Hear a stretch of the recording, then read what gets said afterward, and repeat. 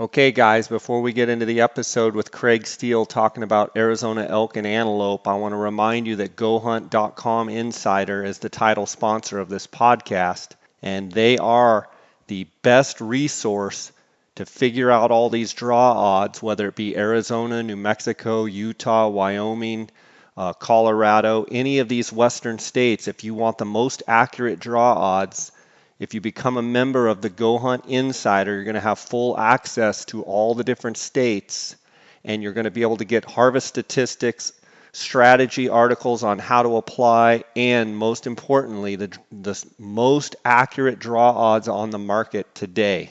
All you got to do is use the J Scott promo code when you sign up, and you're automatically going to get a $50 Go Hunt Gear Shop gift card, and you can use that to buy anything that you want in the gear shop or apply it to anything you want in the gear shop. So make sure to check them out. Use the J Scott promo code. I want to thank Kuiu Ultralight Hunting. Remind you guys to go to kuiu.com to get all of the best ultralight gear. I want to thank Jason Hairston and Kuiu for their sponsorship. Also, phonescope.com. Phonescope makes the best digiscoping adapter to adapt any phone to any optic, whether it be a binocular or spotting scope. And the latest thing is to be able to adapt a phone to a rifle scope. Go to phonescope.com to check it out. Use the JScott16 promo code. You're going to get a 10% discount there at phonescope.com. Also, the Optics Authority, the Outdoorsman's, Cody Nelson and his crew, if you want to talk to them about any sort of optics, whether it be rifle scopes, spotting scopes, binoculars, backpacks, tripods, whatever it may be, if you use the J Scott promo code, you're going to get a 10% discount there at the Outdoorsman's. I want to thank them for their sponsorship. Let's get right to this episode. Don't forget, you turkeys, the deadline for the Arizona elk and antelope applications is Tuesday, February 13th. You better get it done. Don't wait till the last second. Today is the 12th, and you're getting close to the deadline, so do not forget. Let's get right to this episode with Craig Steele. Guys, if you want to send me any questions or comments, you can do so on my email, jscottoutdoors@gmail.com, or through Instagram. You can send me a direct message at jscottoutdoors. Let's get right to this episode. Welcome to the J Scott Outdoors podcast. I have had a search party. I have been calling, I've been emailing, I've been texting, looking for Craig Steele. And I finally found him. He has been predator hunting literally every day for the last, I don't know how long, shooting coyotes and foxes and calling in mountain lions and bobcats and everything in the Arizona desert. Craig, my friend, everybody keeps wanting to know when Craig Steele is going to be on the podcast, and I've finally corralled you here for 45 minutes. How you doing? Good. I'm sure that's a lot less than everybody. But I've had so many requests saying, where is Steele? He's always on the podcast, and he hasn't been on in forever. It's probably my mom or somebody. Yeah, it's all your relatives. What are you doing, man? Every single time I send you a text, and even when I get up way early in the morning and I think, oh, I'm going to catch Steele, off his game, and I'm like, wake up, you sucker. And you're like, man, dude, I've been driving for an hour. I'm going to pick up a hunter. We're going to hunt coyotes, and we've killed 7 million coyotes in the last 3 days, and da-da-da-da-da. Yeah, man, I always hunting, man. I'm not doing any of the shooting myself, but just been busy with doing predator hunts. I kind of took most of January off from doing any guiding and tried to just do some archery deer hunting, and unfortunately and fortunately it rained a little bit and kind of put my plans out of order, so Decided to do some more predator hunting, book some more hunts, and yeah, just been doing a lot of it. Guided people from Ohio that was an experience because they were Amish, ended up being great people. That's really neat. People from returning clients from California, and anyway, it's been awesome. This last week I hunted 7 out of 8 days, and it's been warm, as you know, 10 to 15 degrees above normal, pretty dry, and that made for some interesting calling conditions, but it worked out all right. 7 days, I think we called in 41 coyotes, 20 fox, 2 bobcat, and a mountain lion. So that was one thing, I follow the Predator Exclusives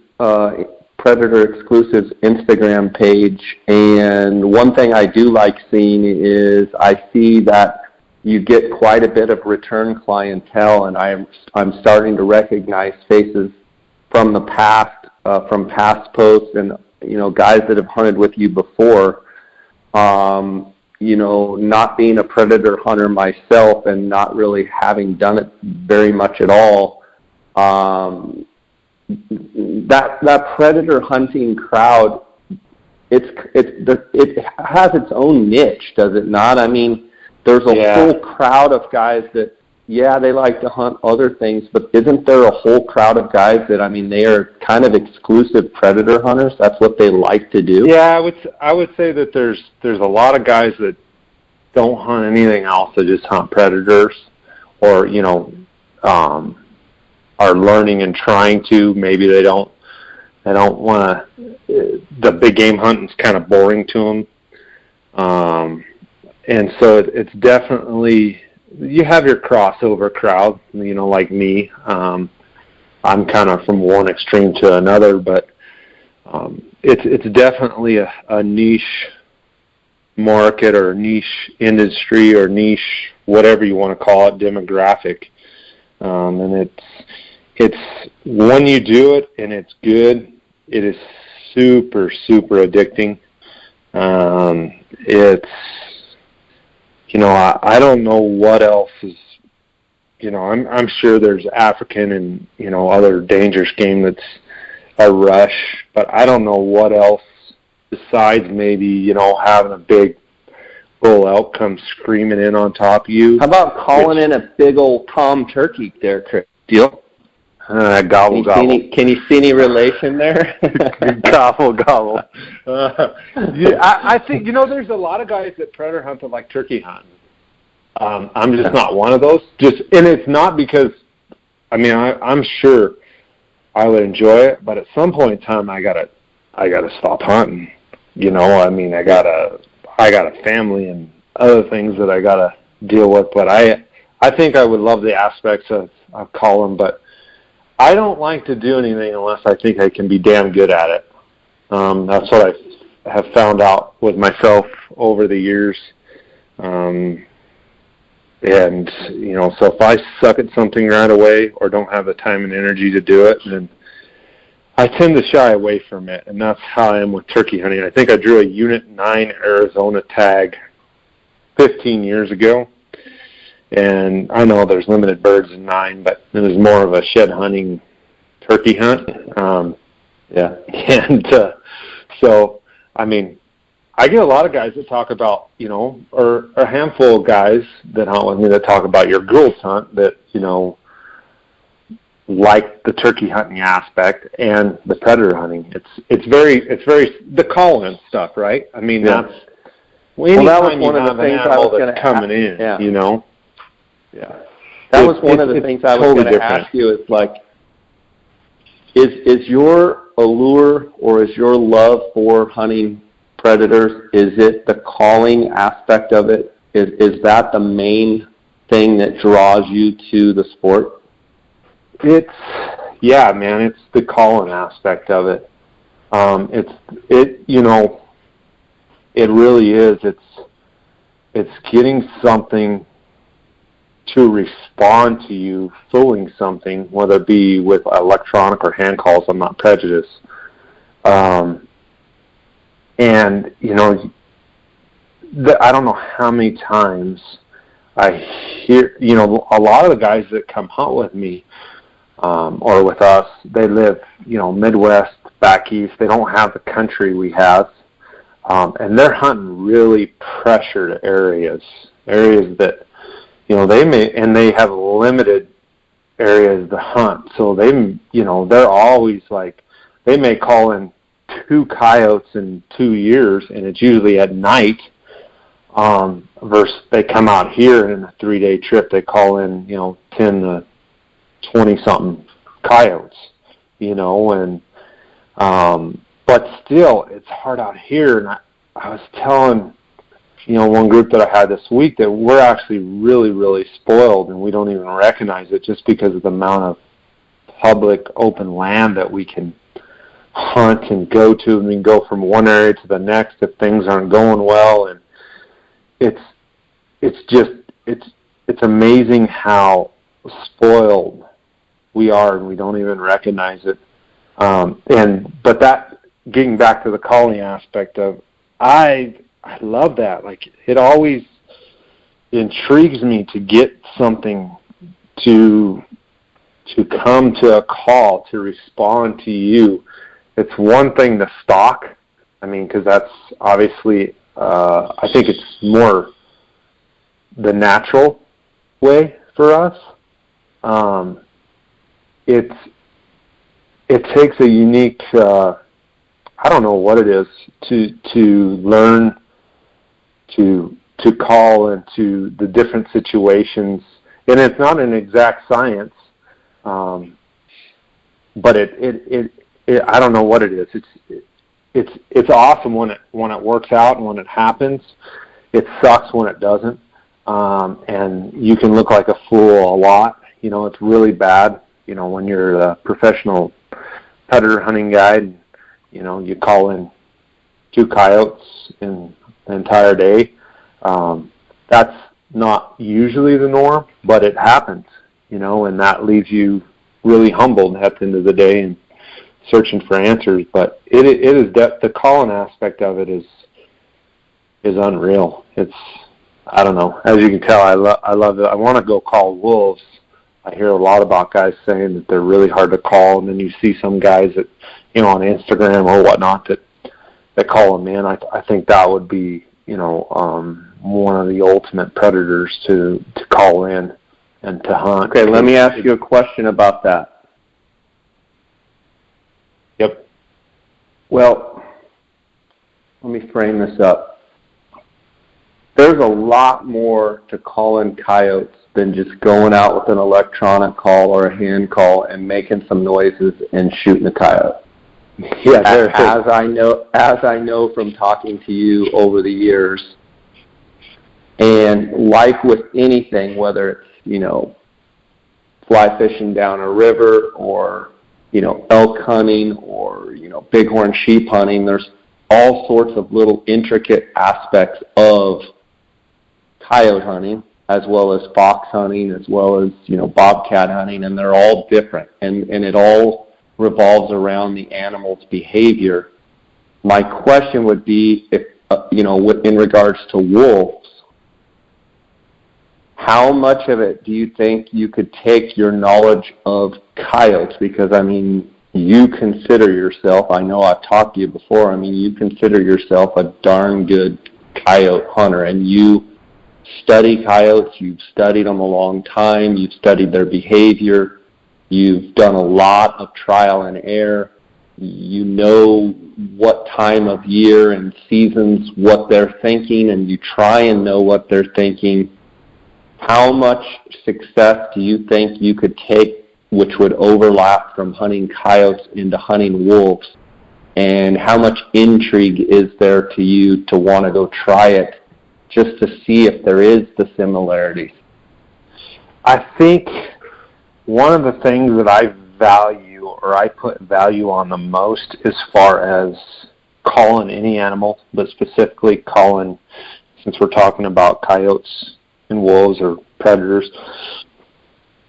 I think knowing the country, knowing the lay of the land, and what lives in there is probably the number one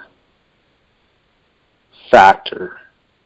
And then number two is knowing the animal's behavior as far as, that species, knowing them as well as we can possibly know them as humans. So I think the behavior, I think there's a lot of similar behaviors, and this, I could be totally speaking out of context here and somebody could set me straight, but I think wolves are more territorial, or for the most part, at least if they're packed up, versus a nomad or a transient wolf. I think they're more territorial than what coyotes are on average. But I think the factor would be is I would have to look at going with somebody, either a guide or somebody that knew the country, because there would be a huge learning curve in those areas because I just don't know the country. Part of the reason why, we're so good and I do so well where I'm at is because I know the country, and I know, areas that I've called, seen coyotes, areas that have gotten rain that have more deer in it, more antelope in it, you know what I mean? Just knowing the country I just think it's so overlooked. Everybody that watches, just like that mountain lion video that I posted up, the first thing everybody goes to is, what sound did you use? What sound, what call? And I'm like, it doesn't matter what sound and what call you use. If there's not a predator there, or if you bump the animal while you were going into the stand, you're not going to call them in. And so those have to be, they're so huge. And that's the number one mistake that I see guys making is they go straight to sound, and don't get me wrong, as well as I do, realistic sound, knowing when to play them, just like knowing when to blow the right cow call is critical, and it needs to be realistic. For many coyotes, the more realistic, the better off you can get. That's why an electronic call that has great digital recorded sounds is just hard to beat. You have to know the country and how to move within the country, and then know the species or the animal's behaviors. Not necessarily, you don't know every individual animal, but as a whole, and as much as you possibly can. So I think there would be a huge learning curve for me, and it would definitely speed the process up if I had somebody. And I probably, to be honest with you, I know myself, and I know my financial level. I know my time commitments with my family. It's not something right now that I would be able to do. I would definitely have to hire somebody to show me around, or have somebody that's willing to take me around to to bridge that gap to a certain extent. And I don't know if I have the time to dedicate to going to Idaho or wherever else I want to go to and do it right. Going back to what I said earlier, I say I want to go hunt wolves, but to do it right, man, it's got to be, that would have to be a couple weeks a year, and really planning it and thinking about it. And, I wouldn't want to waste any time, that's for certain. So, it'd be a challenge. So if anybody's out there, a wolf guide or knows wolf country or something like that, maybe in the future we can hook up. So anyway, if you had to just hunt one predator, if I said you can predator hunt from now on, but you can only hunt one, which would you choose and why? coyote. With no hesitation? Coyote. Yeah. Out of lion, bobcat, fox, and people get it all wrong. And this is my opinion. They assume because people kill more coyotes. Well, there's just a ton of freaking coyotes. That they're the, much easier species to call in. Everybody's, going coyote calling. But, if I had to rank them, fox is the easiest to call in. If it's there, they're super territorial. If you call them in the right country, where they live, where there is not very many coyotes, because they'll respond, then, basically, their main predator against them is the lion. The lion will eat them and kill them, or kill them and eat them. And then, I think, there's guys out there that I'm sure that have called in more lions than me, but I think calling in a lion versus calling in a bobcat, they're very, very similar. They act like a cat.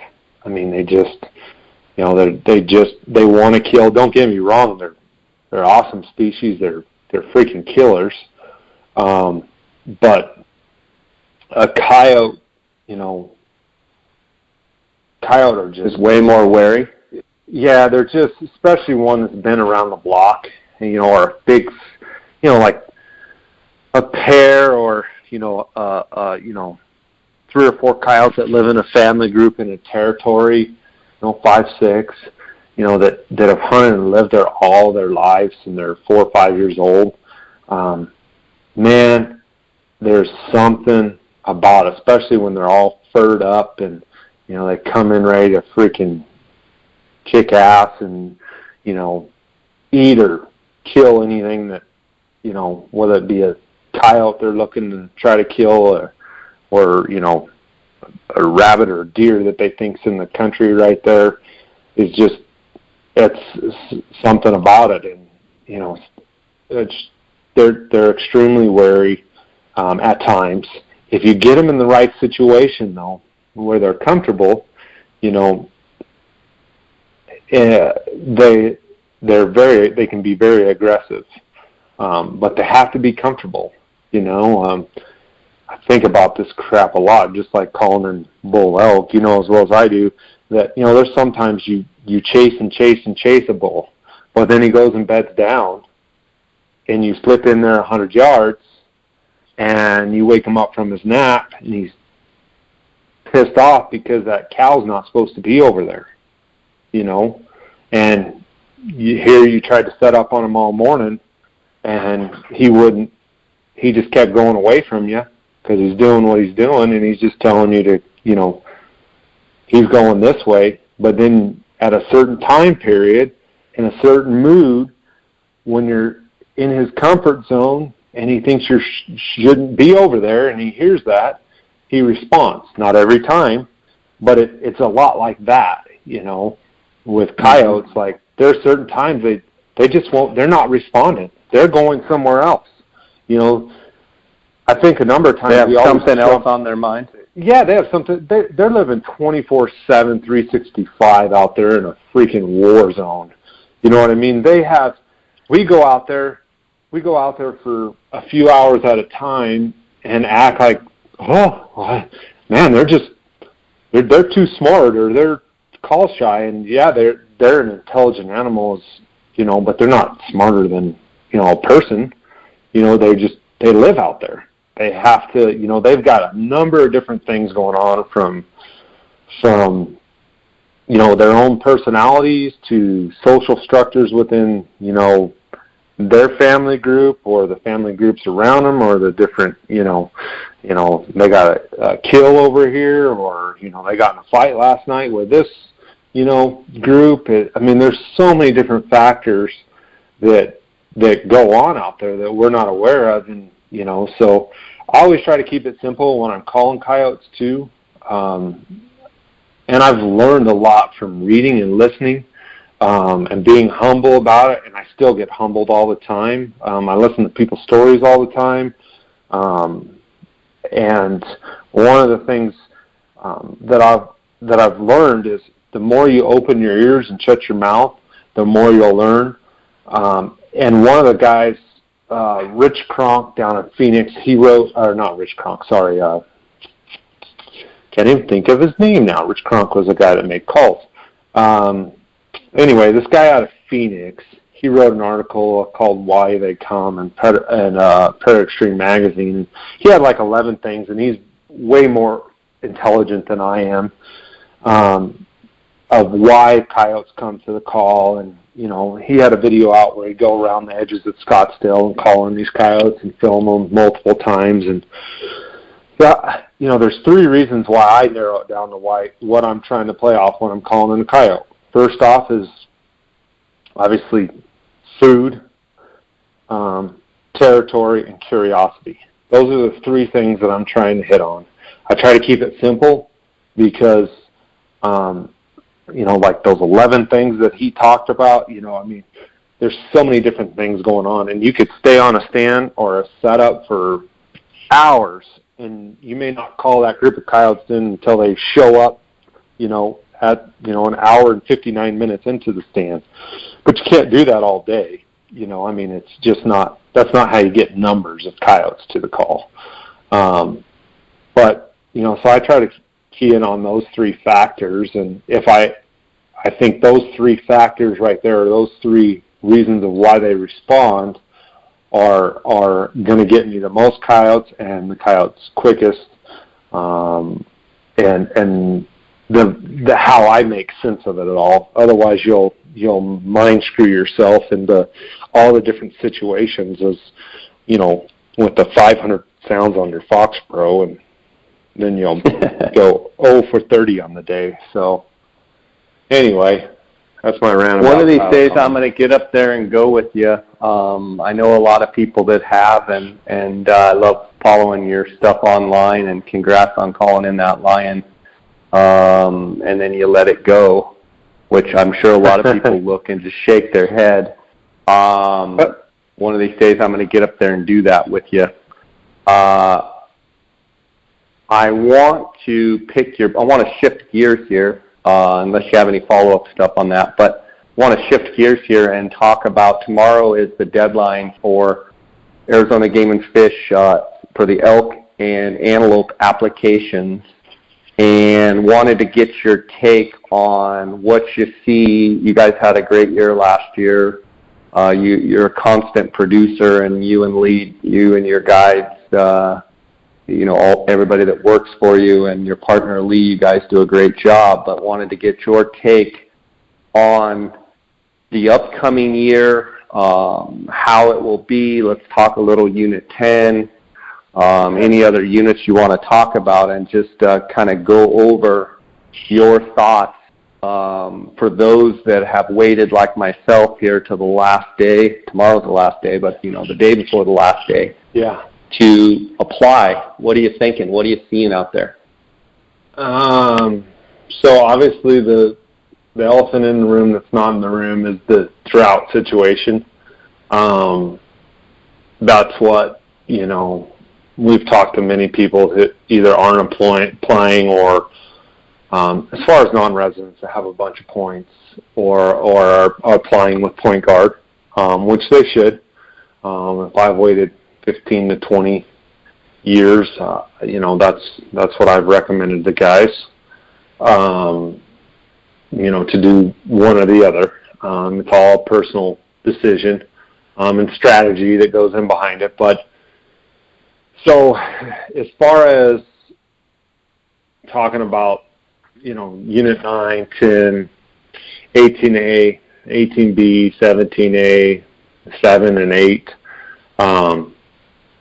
that's kind of where we're more familiar with those units and kind of our home base, kind of Williams to Sligman type country. It was dry. Obviously, we haven't had much rain since the end of the monsoon. We didn't have any rain in October, November, or December. Had a really good storm that hit 18A, 10, and floated up through the strip. You know, I follow that stuff. And it hit Unit 9 in some other parts in the state, but I don't think it hit it as well.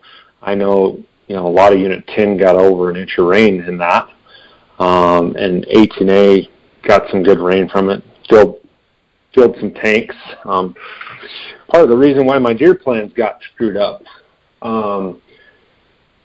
Where we're at, and you know this probably as good as anybody, is I like to go back to the charts.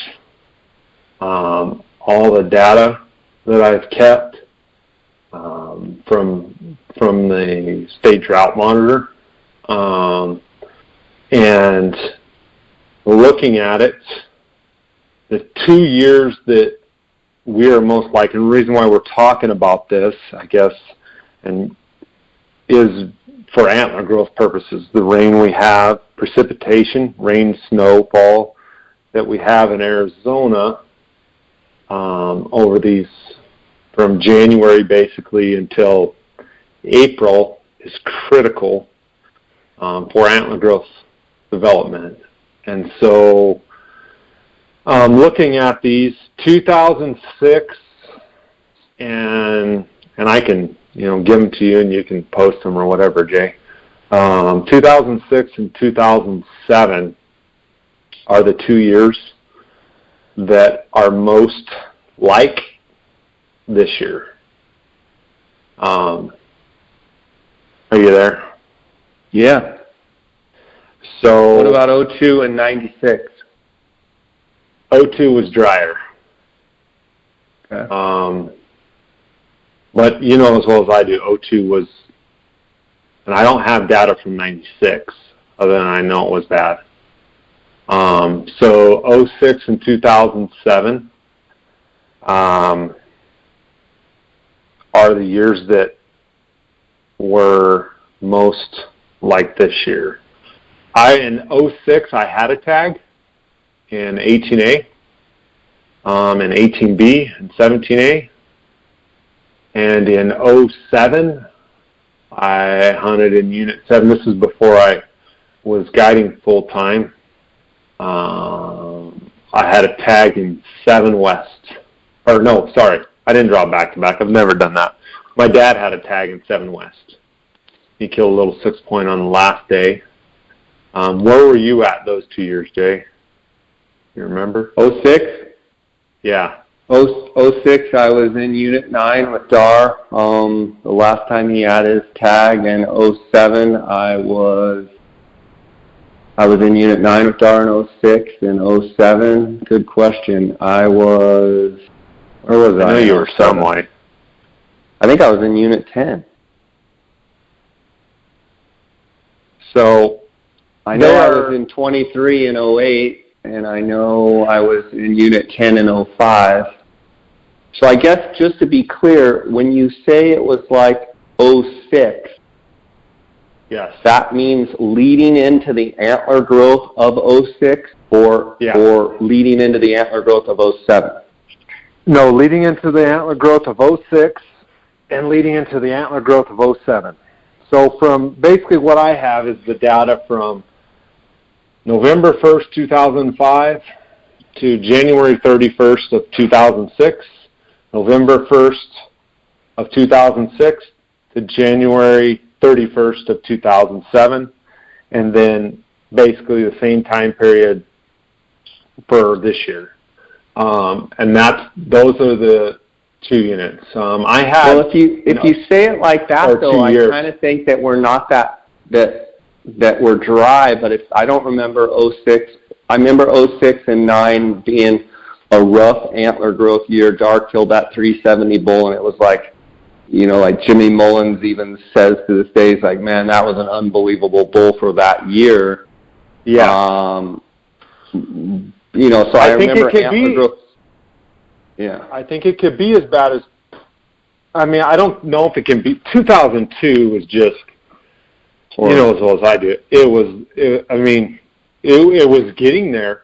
I can tell you, though, that, and this is the truth, and looking at the data, that the place that has had the most rain in the last 12 months in the state of Arizona has been the Hualapai Indian Reservation and the western side of Unit 10. Okay, so that tells me something there. I remember 07 I was in 23 South. I was with Clay Goldman in 23 South. Took me a while to go through the years, but okay. So from what I hear you saying is it's dry. Yes, it's bad, but it's not. Possibly, it's not horrible. It's Unit 10 out of moisture. The Hualapai Inn, the western edge of Unit 10, has gotten more moisture than a lot of the rest of the state. Yeah. And so, in your general opinion, you think? I mean, we're getting a little storm I'm right thinking now. average. I don't know if it's, you thinking I'm thinking average? I'm thinking if we can get, so we got a little storm coming in right now. I've been watching the radar. It hasn't done a whole lot. Nothing of any significance.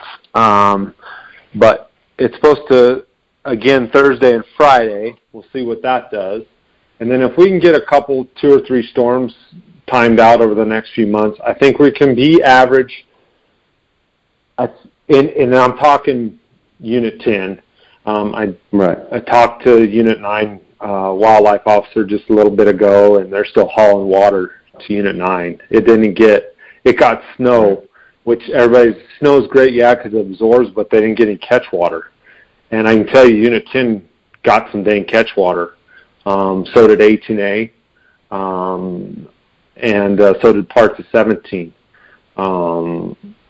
And that's, I mean, I had a few tanks in 18A just completely fill up on me with that storm in January.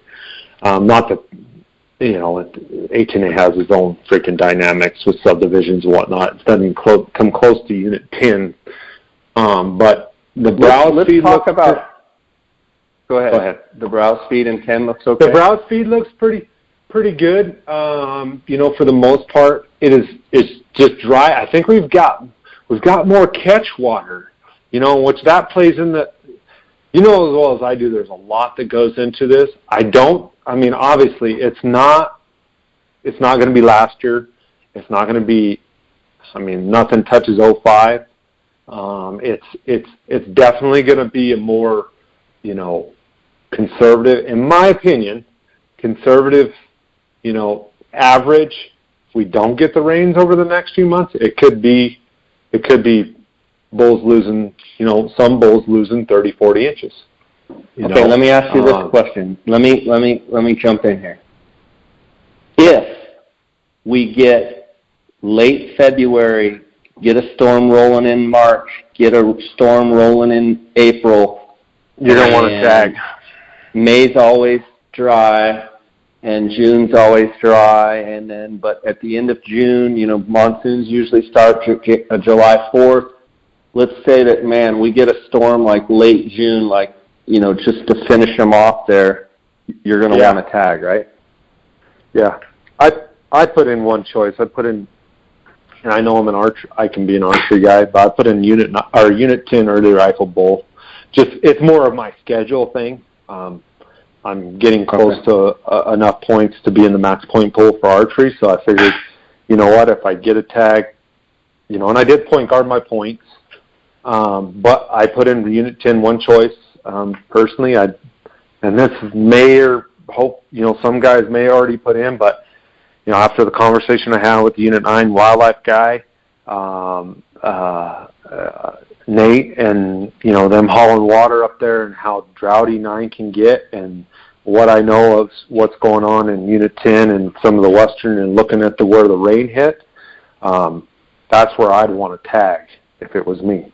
You know what I mean? Okay. But on the same token, I've told other guys, man, it can be bad too. So if the point guard is funny because it's new. It's only been around for a couple of years. It's like an insurance policy, but Yeah, but you can only use it once, though. I have 15 points as a resident in Arizona, and it's like, well, geez, I put in and used the point guard, but I can only use it one time. When I know that it's probably going to be average at best. Why wouldn't I wait till next year or the year after when all of a sudden Do you think points are going to creep? I can tell you there's a lot of guys that are holding their points. Yeah. Oh, absolutely. I think points going to creep, but still, I don't want to draw a tag in a year when the antlers suck and they're not bugling. Like I've been through the bad years, and I had people at the show asking me, and I'm like, listen, like I was around in '96. I was around in '02. Like I remember those distinctly.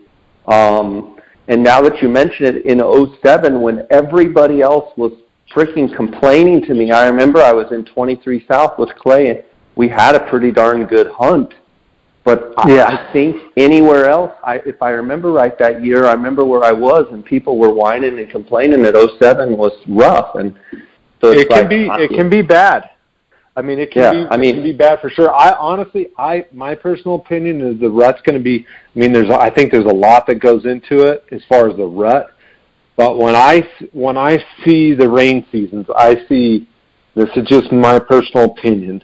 I see basically, and I know it all adds up, and there's so many different factors into it that this is not science at all, a complete fact or anything. But I always look at January to April for the antler growth, or maybe even into December too. In '05, we didn't get a ton of snow when it was bomber. What we got was a ton of freaking rain, and it was just storm after storm after storm after storm. And '05 was, in my mind, the last best year we've had. Like we haven't seen an 05, in my opinion, in a long time. We also had some age too on some of our elk then too. Let's talk about that for just a second. We can talk about it. Let me shift gears for just a second. Okay, we've talked about the moisture. We've talked about, we can go around and round and round. I want to set the record straight a little bit on a few things, and I'm probably catching you a little bit off guard, but I want to talk about Unit 10. I am excited that Unit 10 has gone back to 100 archery bull elk tags. I, in my opinion, think that the Game and Fish did not do any favors for Unit 10 for the trophy quality when for a year or two, and correct me if I'm wrong, but I think it slid up to 200 tags, archery tags, and the early rifle hunt went from, I don't know if it was 25, maybe up to 40, and then I believe it was at 100 early rifle tags for a year or two. It could have been just 1 year. It was 100, And then the late rifle tag, jumped way up, and granted, they thought they had too many elk in Unit 10, and obviously the guys in Unit 10, if they're listening, like Jay's an idiot, we did have too many elk, but in my mind, it severely hurt the trophy quality in Unit 10. And the Unit 10 that, we loved in '01, we loved in '03, and we loved in '05, like big bulls, lots of big bulls around. Like, we haven't seen that in a while. But the trend of dropping it back to 100 last year, I applauded. I was excited to see it at 100 this year. I was excited to see the early rifle tags, I believe, at 40, which I wish it would go to 20. But I think it's a step in the right direction. You guide in the unit every year. What are your thoughts? Yeah, I mean, I think it was to have trophy quality, as far as, 350 plus bulls, mature bulls, in which I mean, it had to happen, one way or another. On one hand, as an outfitter and guide, it decreases your number of possible hunters, but on the other hand, whether you get a tag or your hunters show up, it wasn't the Unit 10 of old, and yeah, sure, some big bulls get killed here and there, a lot of the biggest bulls get killed by local DIY guys that spend 45 days up there and, can get after it and, have help or, a select few, obviously, of guys that guide hunters. But, you know, the majority of the bulls being taken aren't big bulls. You know, they're just bulls over the last, 5, 6, 7 years. So the drop is, it's going to improve the trophy quality because the bull numbers are there. As far as they just need age. You need to kill less bulls, and the way you control the population is by killing the cows, not the bulls. And I think just there for a while the philosophy was, to kill most of the elk, and try and bring the numbers way down, and capitalize on the revenue as well. And it hurt the age class in there, and that's what it comes down to is bulls, big old elk, they need age class. They need to be 7, 8, 9, 10 years old to get big. So I think it's improving. I think it'll continue to improve as long as the numbers are held down. It just depends on on what the philosophies of the game and fish and the wildlife manager and the game department, at the office says, So, from what I saw last year, there was a little bit of a jump. I saw more big bulls last year than I have, but a lot of it, we had a lot of elk where we hunted and a lot of bulls, but next year there could be a lot more bulls, that are well, hopefully we get some rain so they can at least, hit the average bar, but even with the tag numbers cut down, I think if anything else, if we do get a subpar antler growth year and people hold off and, some guys don't kill because they can't kill a 350, 360, 370 plus bull and they can't find it or whatnot, or the rut's lulled out. That's hopefully going to create more holdover for next year, but I anticipate points are going to creep up pretty high. And with that being said, all the information out there and the talk is that Unit 10's back. I don't think it's freaking back. I think you have a few big bulls that have been taken by damn good hunters that, scouted their butt off or hunted, with a good guide or got a little bit lucky, and, that's what happened. I think, 2-3 years, we might be able to say it's back. You know what I mean? Okay, let me ask you a question. Unit 10 is a little different than most units in the state of Arizona because Unit 10 does have some private ground. Obviously, I believe 18A has some private ground and some private ranches, but Unit 10 has several private pieces of property, one of which, the biggest, is the Big Boquillas, or the Big Bow. Yeah. And I think it's like 600,000 or 700,000 acres. I could be wrong, but I'm pretty sure it's at least over 500,000, but I thought it was like 600,000. You might know. You sound close enough to me. Okay. That's and how then much I pay attention to there's other pieces of property there that are private, in which Exclusive Pursuit Outfitters, your company, you and your partner Lee, you guys have a couple of those big ranches leased as well. Yeah. The interesting thing about Unit 10 is the Boquillas Ranch for years was completely open to the public.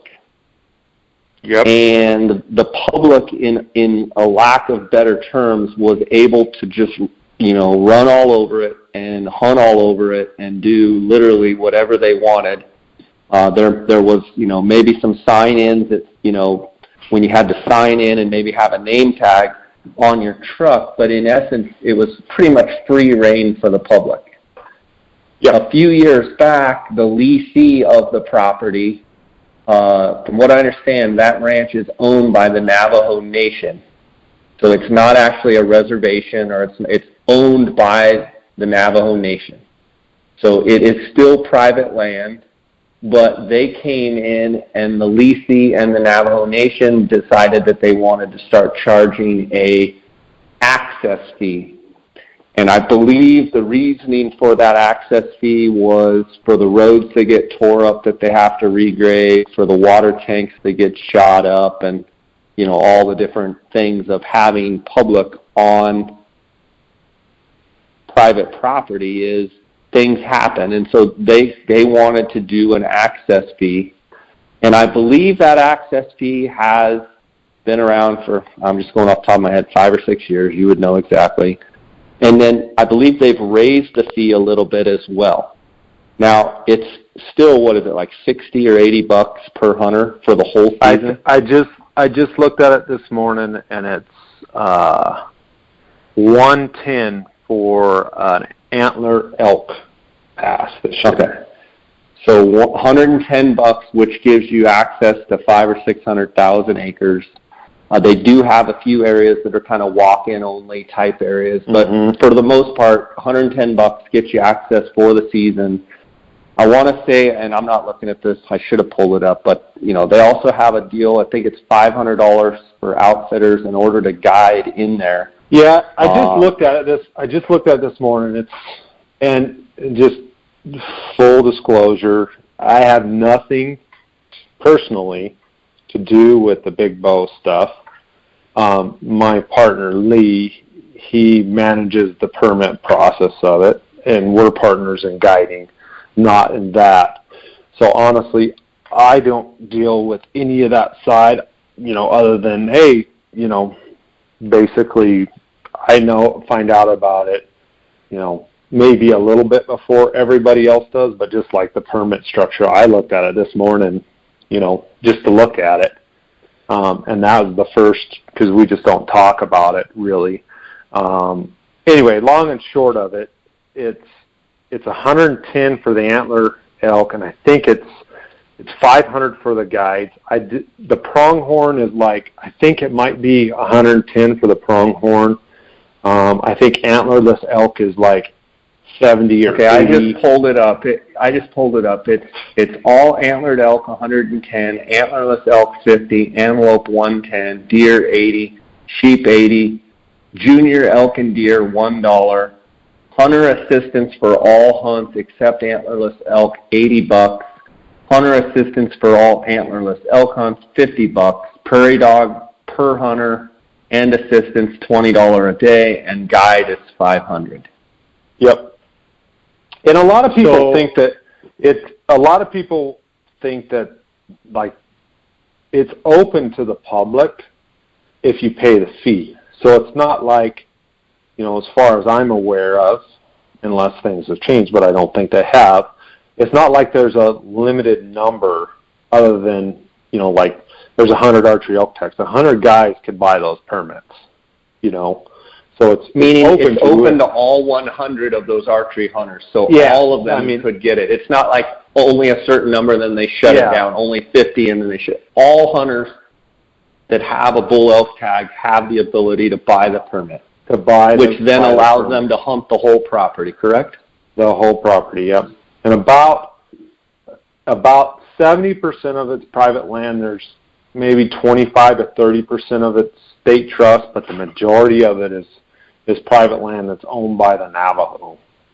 And then they have their rules, you know, which are, you know, like you can't fit water, no use trail cameras, no more than 2 guides, professional guides to one client. And those have been all standing rules since the program opened, which was developed by Craig Shelley and the Lisi. And there's a lot of guys that like those rules. And if you really look at the rules, it really caters to the guy that's going out there on his own.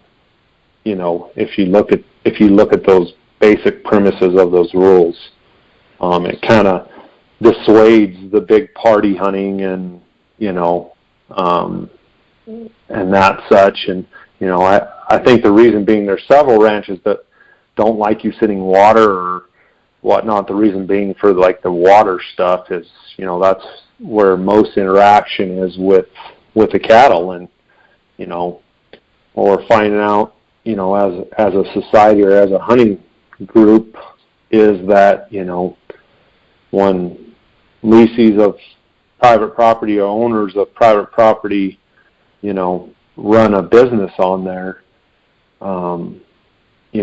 that's their business and their livelihood, and so, Right. We come out there and want free rein and want to go hunting on their property or, whatnot, and, they're trying to run a business and make a living, or, it's so, that's why those kind of rules are in place. I know there's several other ranches that have not access like that to the public, but they have other rules, like the 00 and other ranches and like 18A and 17. So yeah, that place is it's an awesome place, to hunt. And then, in Unit 10 you have national forests. You have, I think there's there's the Babbitts that's open, and then, we have some private ground leased. It's more in the central part of the unit. That we hunt both public and private in there. The biggest difference between our private property and the public is not the size of the bulls. It's just that you can relax and, hunt a bull and not have guys crawling on top of you. That's the main difference, Well, one of the interesting things that I wanted to make a point of is you have absolutely no say. You yourself, Craig Steele, has that. Hello, Ranch. Are you there? Yeah, I'm here. Sorry, it just faded away. Yeah, I'm here. I have absolutely no say. So, in other words, when they come up with fees or schedules or rules, Craig Steele has zero input into that. Yep, and that's how I prefer it. And then Lee Murphy, let me just frame this up here. Lee Murphy is your partner in Exclusive Pursuit Outfitters. Yep. Lee Murphy does not have any input into the rules. He just enforces the rules, meaning is he or is he not the hunting ranch manager, as far as he is the one that collects all of the fees from the hunters and deals with the hunters on the Big Bow Ranch. Yeah, he's the one that is in charge. He's kind of like a liaison, as far as my understanding. He's the one that works with, the guides and with, the law enforcement and with the leasee and everybody to, kind of make that work. I mean, I'm sure he has somewhat of a say, but ultimately, as far as the rules, but I don't think any of those or very many of those rules have changed since he's, been involved. That was the point I was trying. I was going to here is that, in my mind, it is very important that we have a guy like Lee Murphy, who is your partner, who is in charge of collecting the fees and trying to be the liaison between the general season hunter and the private landowner and the leasee. Yeah. The leasee and the owner could pick someone that's not a hunter, that's not an outfitter, and that is not hunter friendly, and things could be a lot different than they are. Would you agree? No, absolutely. I mean, at any moment, it could, things can always change. As far as my understanding, it's one of those deals where with any private property that's out there, the Navajos, they could say we're going to just shut it completely down. As far as my understanding, but I have little knowledge. So it's very critical to I've been hunting boquillas. Everybody calls it the big bow, but the boquillas are the for I think 94 was the first time that I hunted on a bull elk hunt in there, and some guys have hunted it way more than me, absolutely. But it is a very critical piece of land in Unit 10 and for Arizona hunters.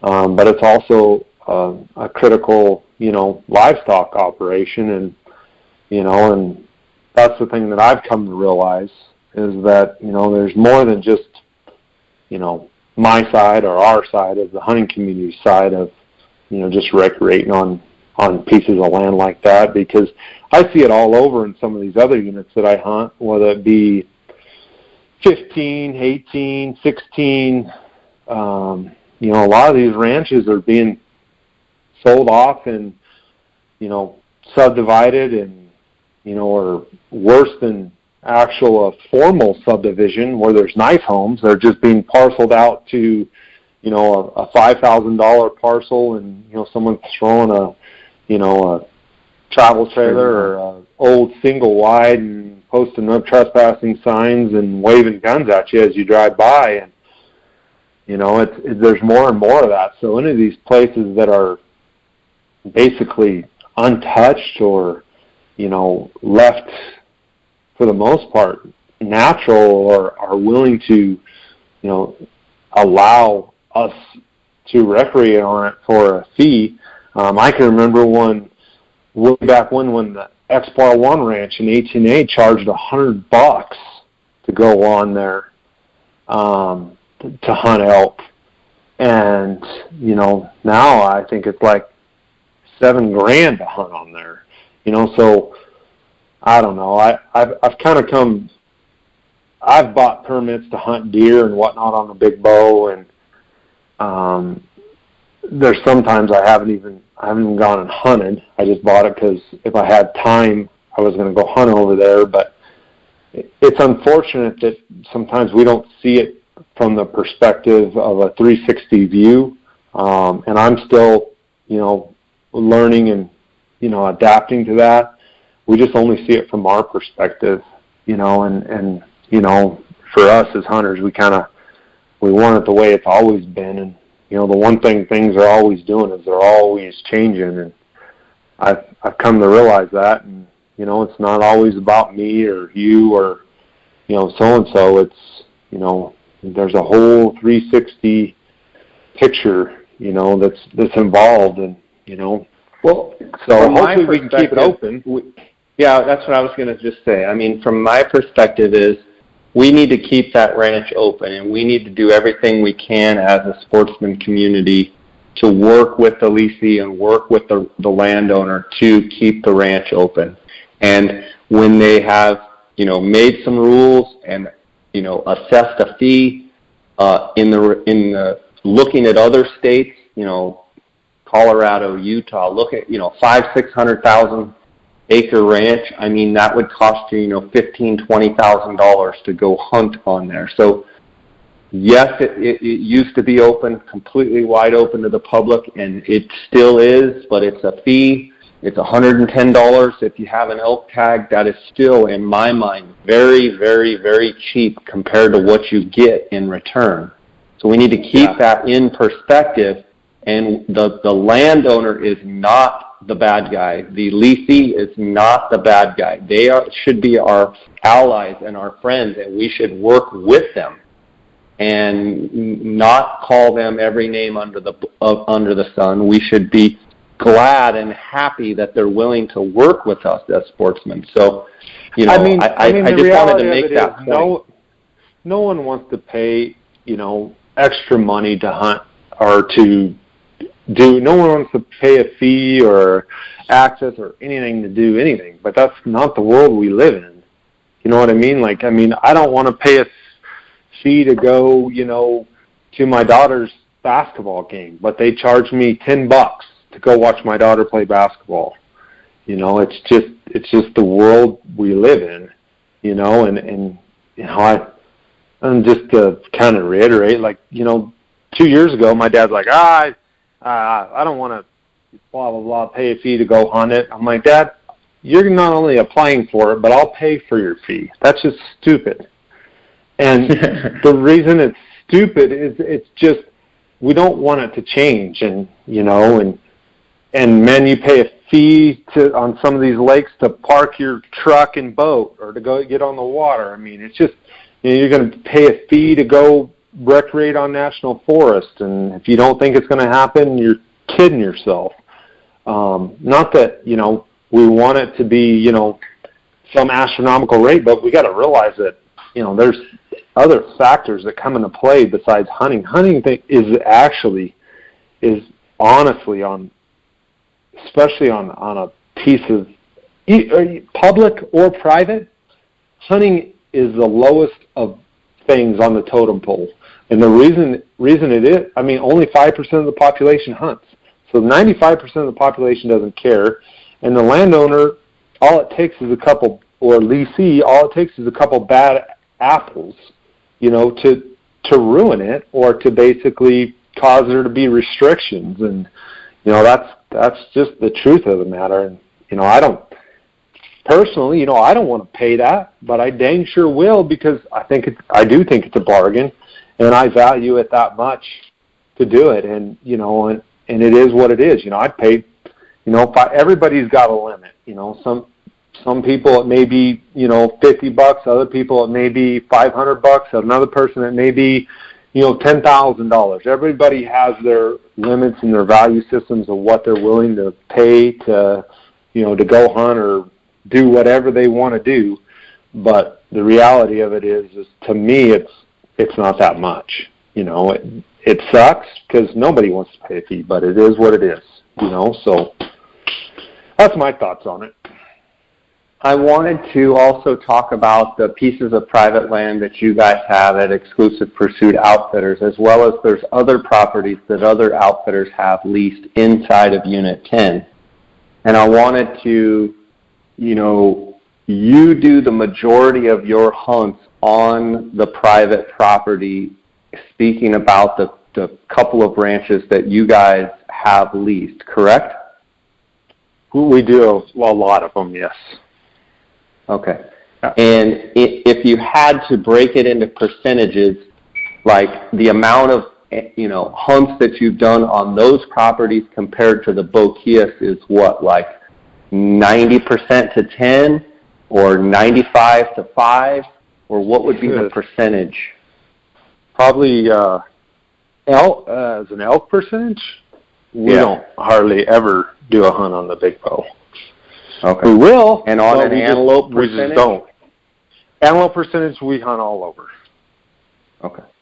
So, I've hunted the big bow. I know Lee hasn't. Lee's hunted Babbitt, and there's other places to hunt as well, too, that, hold some good antelope. But the big bow has the majority of the antelope country, in Unit 10. Yeah. Well, I think knowing Lee personally and knowing what a good guy he is, for him not to hunt on the big bow and make it kind of a practice that he is the manager as far as he's the liaison and he handles, getting all of the fee collections and what have you, but then he chooses not to hunt on the big bow speaks a lot of him because, I think it would be very easy for people to point fingers and say, oh, well, he's the manager. But I know, and he doesn't hardly ever step foot on the place to go hunting. And I think that just speaks volumes for his character, where someone could point fingers and say that, oh, Lee's going to take advantage of it. I think that couldn't be any further from the truth.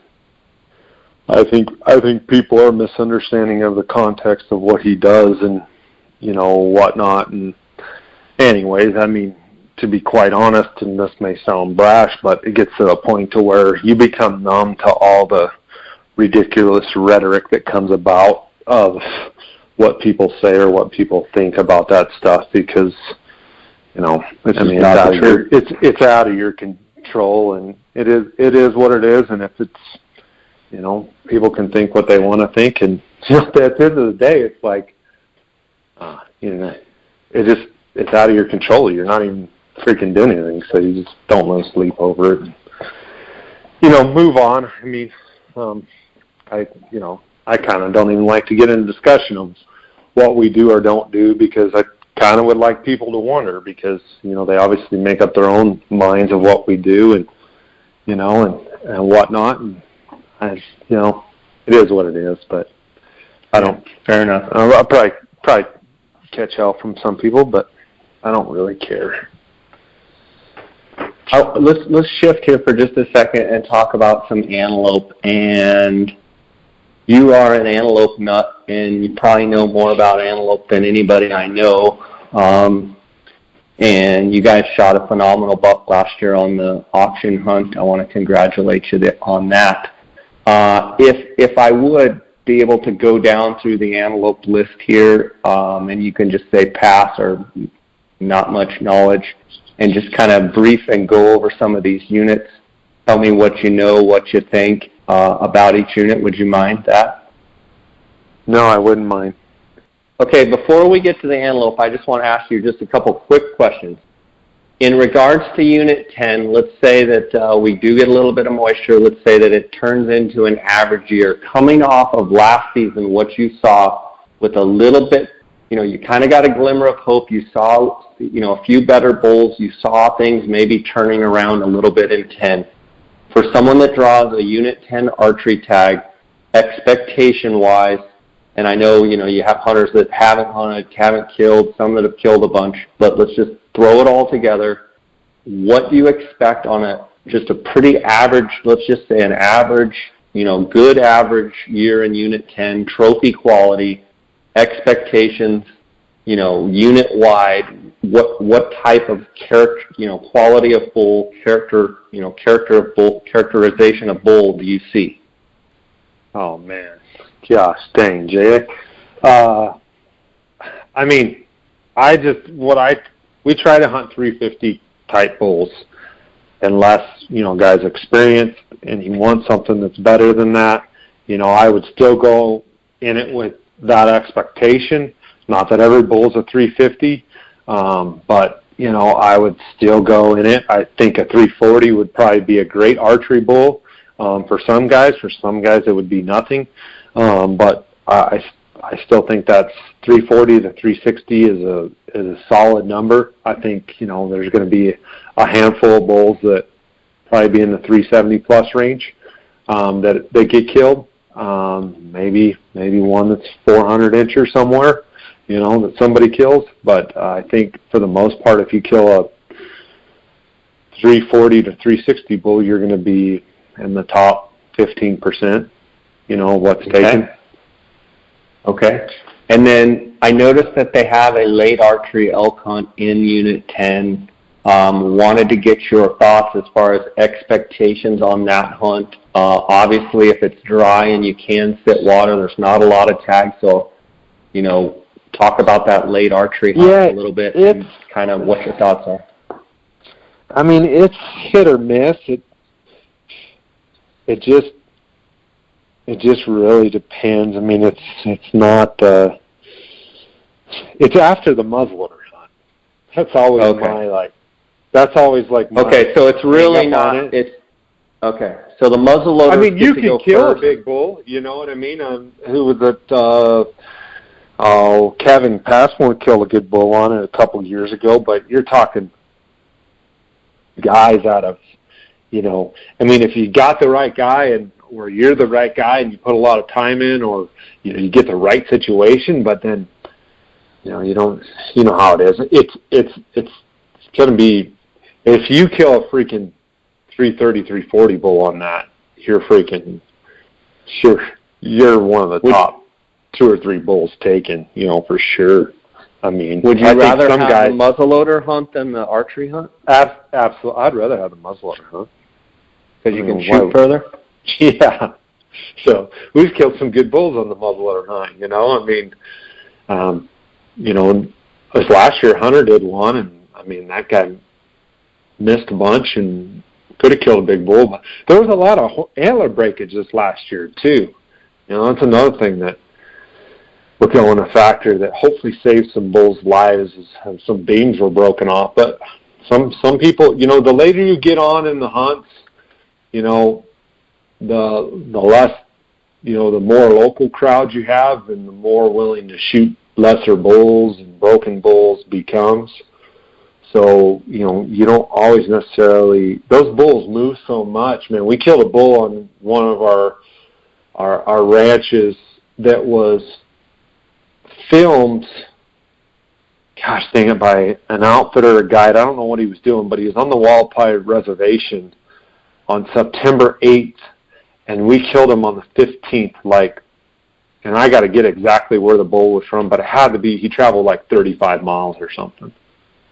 Wow. To get to us.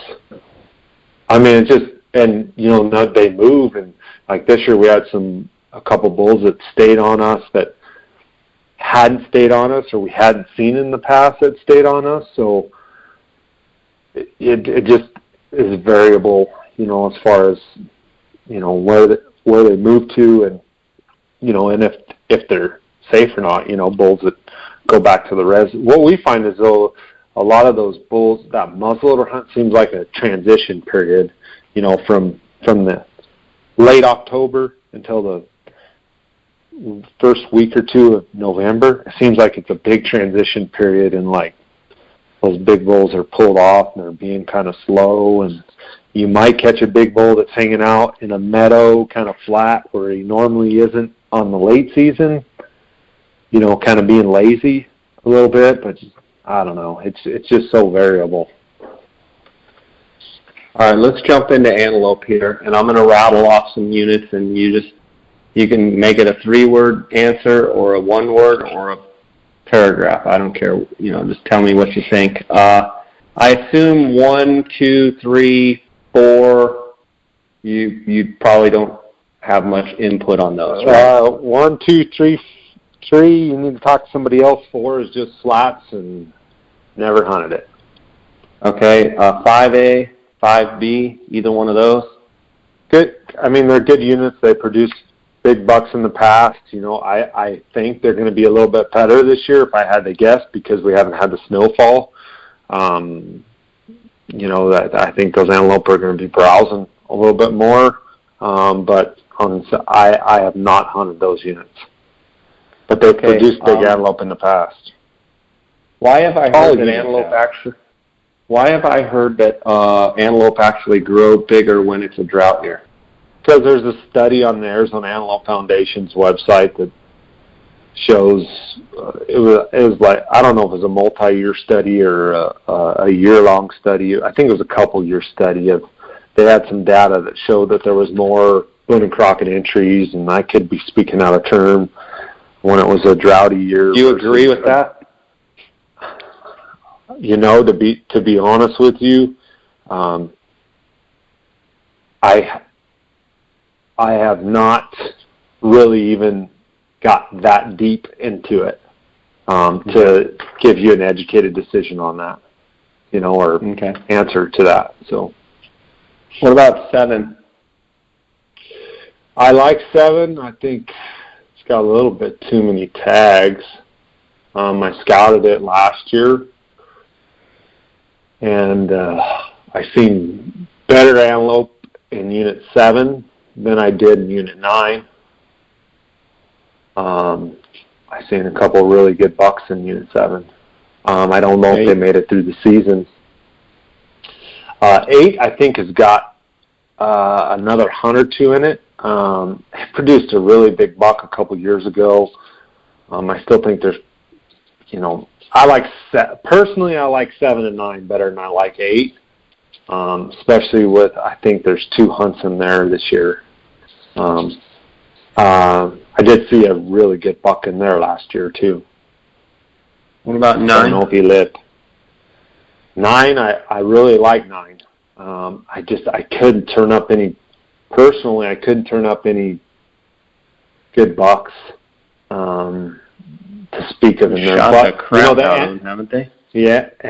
Antelope are a little bit different than everything else because they get them, antler growth or horn growth with them they get bigger horns quicker, at a younger age than other. So at a 3, you could have a big buck at 3, right? Yeah, 3, 4, 5. I mean, you're some. So in other words, it's not like a bull elk that you got to have 7, 8, 9, 10 years old. They can grow 3, 4, 5. By 5, they can be a giant, right? Yeah, they can. I mean, a lot of times by 5, from everything that I've seen, they can be popped out. Okay. So it's you talked about 10. Well, no, you didn't talk about 10. I want to say they had 100 tags, and now they have 85, but 85 seems like a lot. 85, still. 10 just has it is, but, there's a lot of bucks in there. The problem with 10 is it's just, okay, I'll tell you the advantage of 10. And I thought about this earlier, and then I applied my kids there. The advantage of 10 is you have the most antelope there. And antelope, we just got done talking about how antelope get to a bigger size quicker. So they're able to recoup the trophy quality a little bit easier. And the other advantage with 10, after scouting for one of the auction hunts last year, is the big bow is not open to the auction hunter until the ranch is completely open. So a lot of these other units are really getting looked over. 18A, 19B. 19B was a big one last year. So was 18A. 9, 7. A lot of these are really getting looked over, and I'm talking really, really big bucks, for auction type animals. They're getting scouted, and a lot of guys, are scouting those units, for those bucks. And I know it's an advantage because when the gates open in unit 10, if I had the rifle tag or the archery tag, that you can't cover that area soon enough, Meaning you can't. You could find a giant. No one else. You could find a giant that doesn't get killed by the auction tag holder. Yes. Okay. So in other words, that archery hunting 10, you have a really good chance to find a giant, whether you get them killed or not. Yeah, that's another story, because a lot of those antelope live out in the wide open or in breaks, so it's at water on the big bow. So, but as far as the rifle hunt goes, you may be able to find a big buck that wasn't discovered. Not saying that every big buck out of Unit 10 or off the big bow gets found, because it doesn't, even though they try or people try. So Unit 10 is a good unit. It's so competitive that first morning. Like my guy last year, he killed a great buck that I lucked out on and found that I remembered from the year before. Wasn't on the big bow.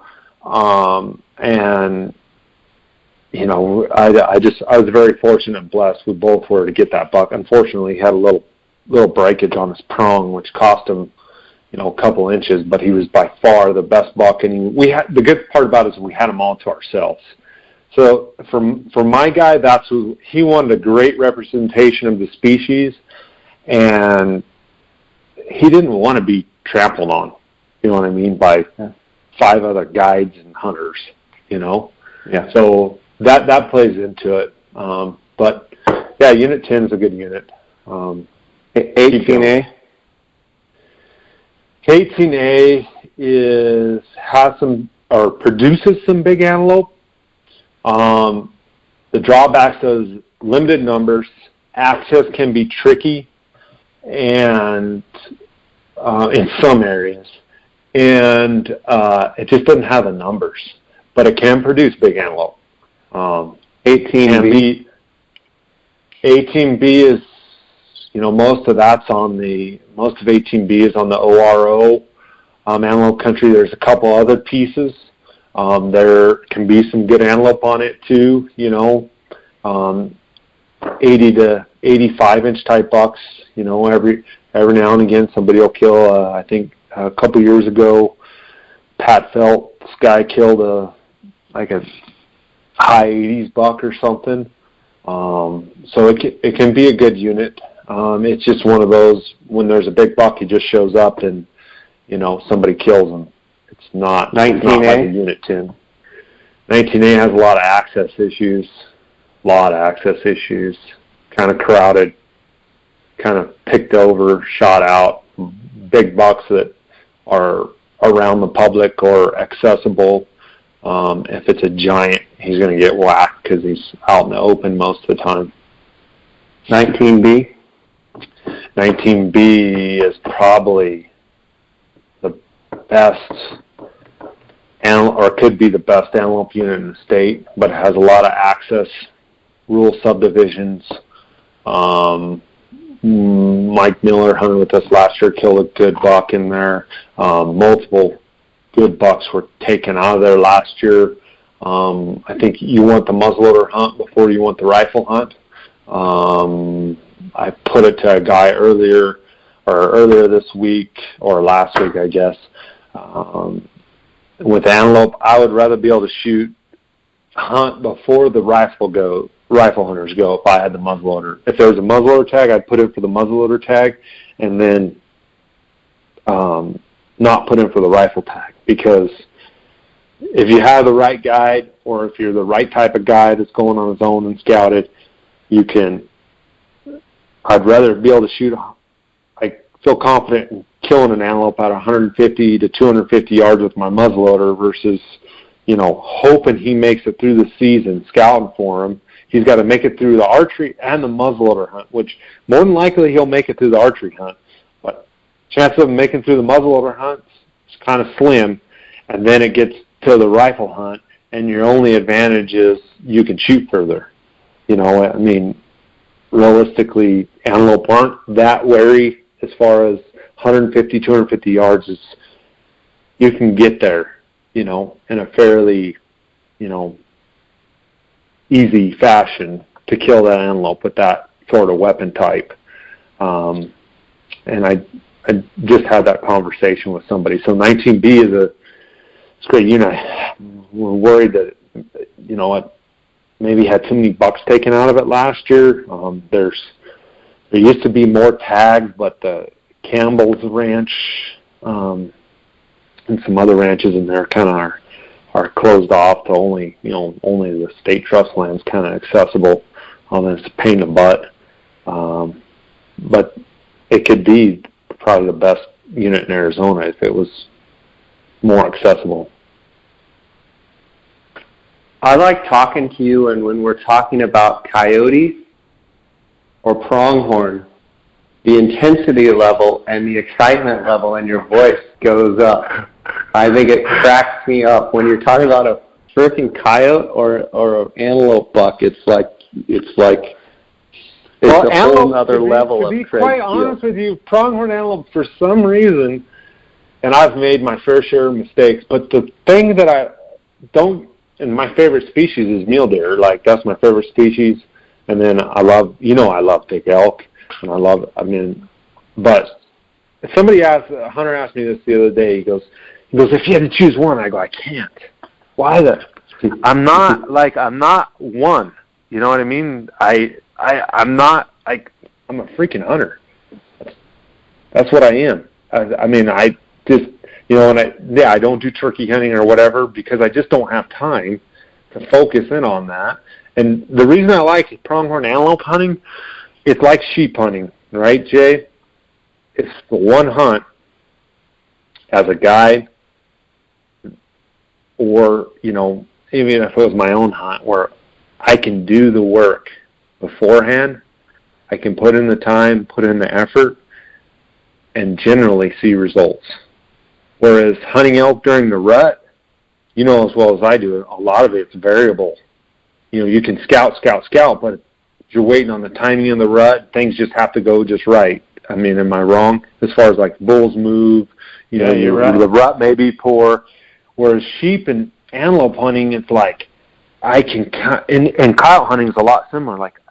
I can control some of the outcome, because I can put in the work and the effort beforehand to know that I may not always win, or I may not always, my hunter may not always kill the biggest or the best or whatever, but I know I did a job well done by putting in the work, whether it be Speaking of job well done, speaking of job well done, this is off the subject, but you bring up a great point that I haven't got to give you a hard time about.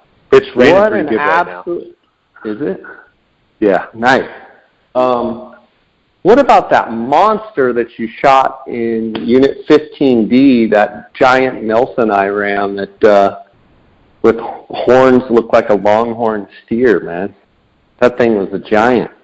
Man, it was a big ram, another year or two, as long as he didn't break, he would have been. I don't know if he would have made it that way. I still got to talk to the well, yeah, he's got, when they have pneumonia, it's like, gosh, that's, in my mind. And he had mucus coming from his nose, and he was coughing, Yeah, so I mean, like, everything that we learn as a sheep hunter and as a sheep guide, in my mind, when you're hunting these pneumonia units, kind of goes out the window. Like, yeah, you'd love to say, well, he's, 7-8-year-old ram, like, let's see if we can, let him in there another year. But, I mean, when they're already, the chances of them dying are likely. Like, I mean, what a ram, man. That thing was kind of low to mid-70s type ram, just an awesome ram. No, it was, man, and I was pretty blessed. I was blessed that, the other hunter, Shelvin Murphy, kind of gave me a little bit of a tip because he'd killed his ram, and, I didn't know where exactly the ram was at, but, we glassed that ram up, I mean, freaking right off the bat.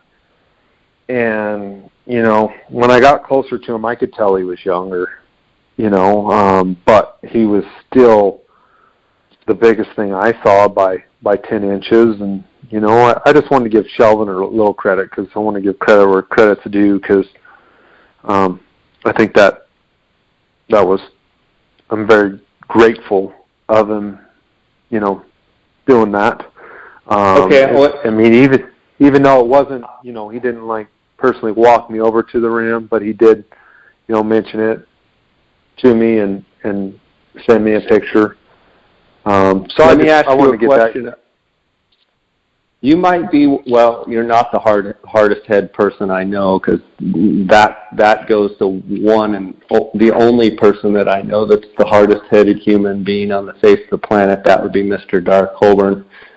But you might be a close second to him. Why? Because I wouldn't go over there and hunt? What about when your buddy Jay draws all these maps, draws all these circles and arrows and X's? I'm telling you, podcast listeners out there right now, the easiest way to keep Dark Holborn or Craig Steele out of an area that you don't want them to go is draw them a map. Exactly where like in your honey hole, just say, go right here, sit right here, try this out, see what's there. Last time I was there was a lot of stuff going on. They won't go there. Those two guys will not go to that spot if it's the last spot in the whole unit. Like, they still wouldn't go there. Just on the premise that, like, Jay drew a little map and put some X's, like, there's no way in this world I'm going into that area. I'm going to go completely on the different side of the unit. Well, that's 100% true. I didn't go there. I gotta be honest. I didn't go there. So, I mean, but I didn't go there because I didn't want to be crawling up Shelvin or any of the other hunters' butts and be on top of them because I knew it was behind the 8-ball because the hunt was booked real late. But it all worked out. And do you have the sheep data? Like what was taken, the harvest data? Could you email it to me? Yeah, sure.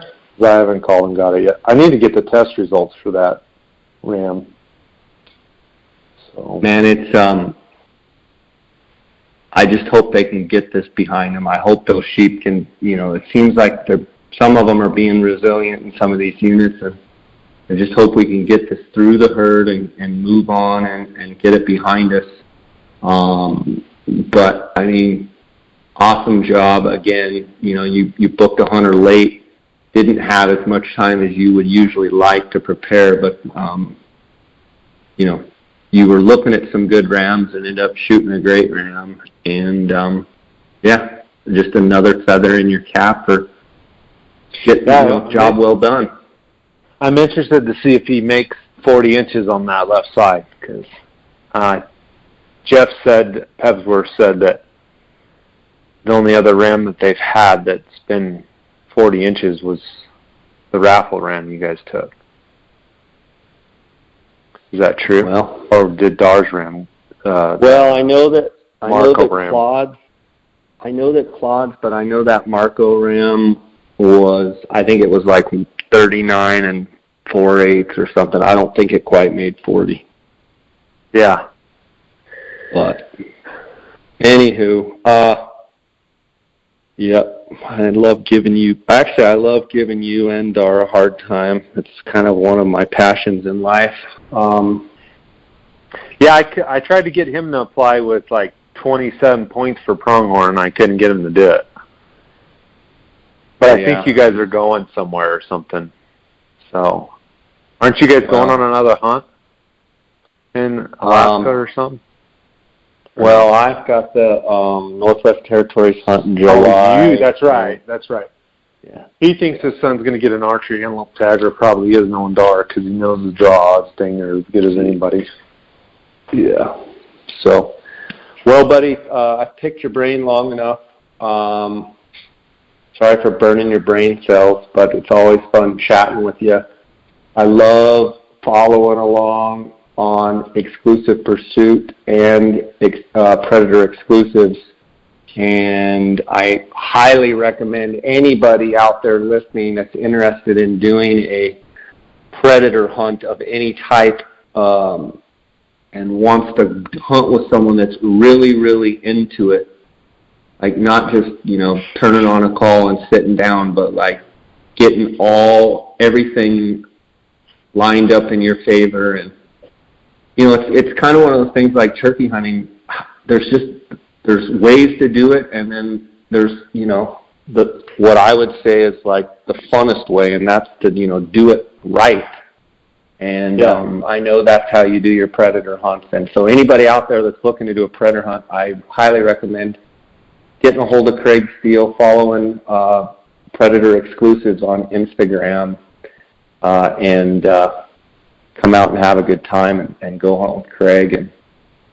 And always appreciate your insight. And you guys had another great elk season, another just great season all the way around, buddy.